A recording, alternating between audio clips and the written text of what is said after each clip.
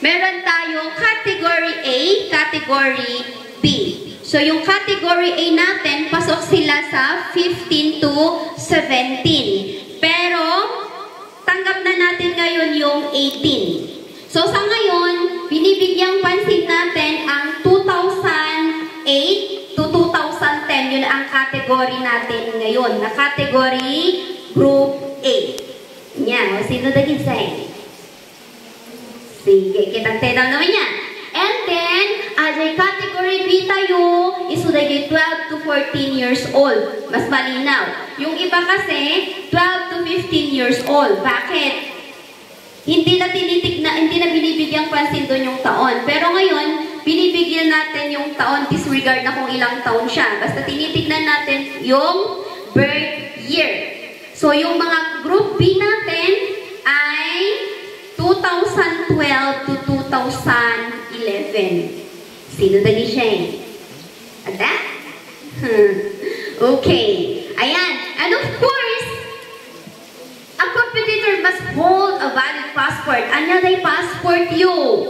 Karkaro na i-represent you dahil ito'y school you. Dahil jay municipality tayo. Dahil ito'y region tayo. Of course, dapat ada maipakita mga PSA. Mapatunayang jay tawon mo. Inya.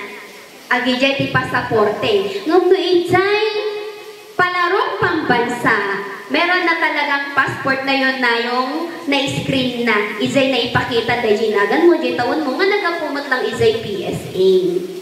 Nya. Apita dati passport. Gamin no maminsan no palarong pambansa. Tumay tayab tayo, nanuinog lang langoy tayo. Tati pagluganan, kat barko, winusan, kat eroplano. Inya. Yes. Okay. And of course, ayan. Each competitor must hold a valid personal life insurance certificate.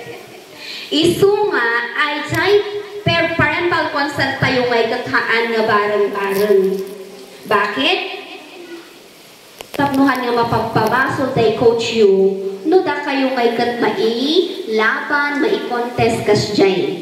Nya, so di parental consent you will encourage na dapat yung mga nagpipirma doon ay yung mga magulang ninyo, han nga ta doktor. Ayan, may mga problema madalas dito yung mga nasa abroad ang parents. Oh, sino mga nasa abroad ang parents dito? Diba?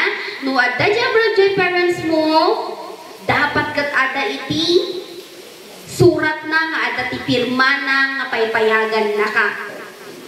Hanya mabalin nga di guardian mo ti agpirma ijay parental consent mo kasi. And dapat mayroon ding valid ID na ipapasa, isasubmit niya, ganun, mula doon sa ibang bansa.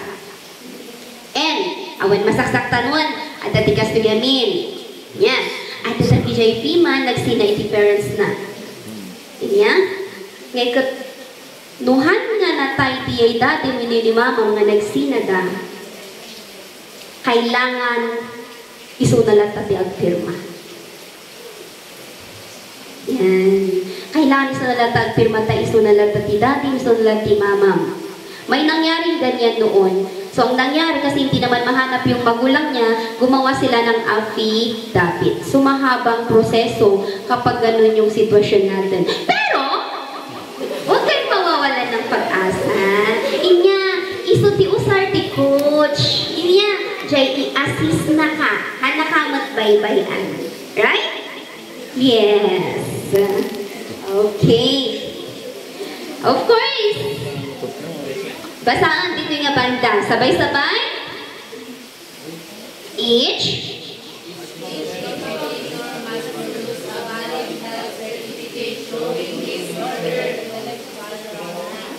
Electroencephalogram.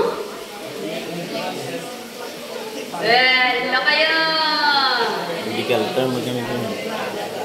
Electrocardiogram. Ay, susa! Sino English teacher nyo? Okay.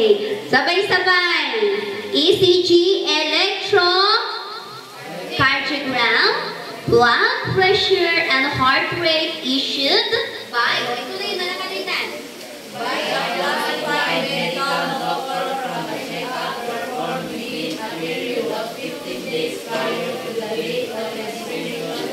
Yan. Iso nga, no combative sport, meron kayong medical certificate. Medical history, dalawa yon. Yan ang nilalaman nun. Okay? Tano si Karejay, agal-al-al ay agpa-check up kan, hindi ka pwede. Ganun yun. No, agal-al-al ka man, gabata kurang kati training, isudi adati medical certificate. Okay? Let's proceed to the article for weight categories. Ito yung mga categories natin sa children's weight divisions, junior weight divisions, senior weight divisions. Ito yung kasi kinuha natin ito sa iWolf 2017. Pero ito kasi is pang international. So, ang kinuha lang natin dyan yung 10. So, pakita natin yung 10 kasi hindi natin fill-upan yan lahat. So, ito yung 10 na kinukuha natin every cluster meet hanggang sa palarong pambansa. Okay? So, kaya kung muna makita yun, apay dati wusyo sa tamad yung SEA Games. Kasi ito yung sinusunod nila doon. Okay? Bakit may mga 60 plus doon? Doon naman sa DepEd, wala. Okay, so ito lang yung ina-adapt natin. So, kita nyo ngayon natin category yun to, taam mo, daytoy project ni Sir nga Jimmy for you to join also to the combative sports sa cluster meet, tama? Yes, okay. Sabi nung iba, Mama, pwede akong kagsuro i-join. Doon, ati ka lang bantay. Ano yung sabi ko sa inyo? For me kasi as a coach, I have 10 rules. And I have always this rule number 8 na sinasabi ko sa kanila. Always be positive. Okay?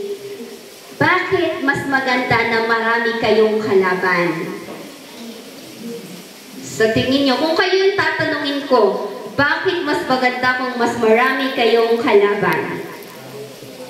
Sa ring ha, kanya di pinungutan mo? O bakit?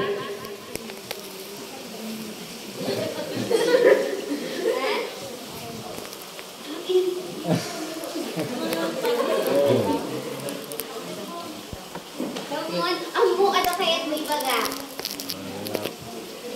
Iparwar sa di may isang pag-listig na.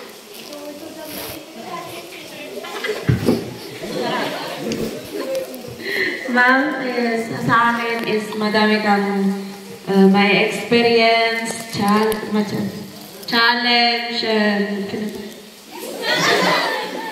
matututunan, ma'am. Mahusay. Tama naman.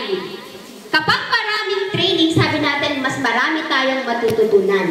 At ang pagkakaroon ng maraming katapat, dito pa lang sa ating munisipalidad, ay isang ensayo na yan. Bakit? Bakit umuo ako? At sabi ko sa mga bata, rule number 8. Okay, it is because iisa tayo. Ang isang coach ay hindi binibigyang pansin kung sino o ano saan yung mga magkakalaban. Ang sa akin, gusto ko maraming matututo. No, ang daming matututo, hindi lang matututo, kundi matuto para maging disiplinado. Kasi maraming iba na ay natuto, naging mayabang na. Sumali para magmayabang. No, sana. Nag-Eugene ba nga ni Sir Jimmy Tatay? Ethics, di ba? Okay. That's why, sana kayo din, meron din yung rule number 8. Nandito ka ngayon para matuto, hindi para masabing, ay, combative fighter suna. Kung tumagbag na ako ng insect, uy, buksing, ulit ka. Uy, di lang lablabanan ta, usyo ah. Diba? So, walang ganun dapat. Okay? Ayan. So, ito yung ating weight category. Yung group B natin sa male, 3. Ayan. Yung 45.01 to 48 kilograms. Nubi lang dapat ito. Yung 48.01, nasa second category na siya. So, hindi dapat lalagpas. Kaya kung ano yung category kategory lang ninyo hanggang dun lang kayo. Hanyang mabalin nga, ma'am, ijay 52. Haan nga mabalin, tapasok ka ijay 52.01. Okay? And sa babae, 2 lang din.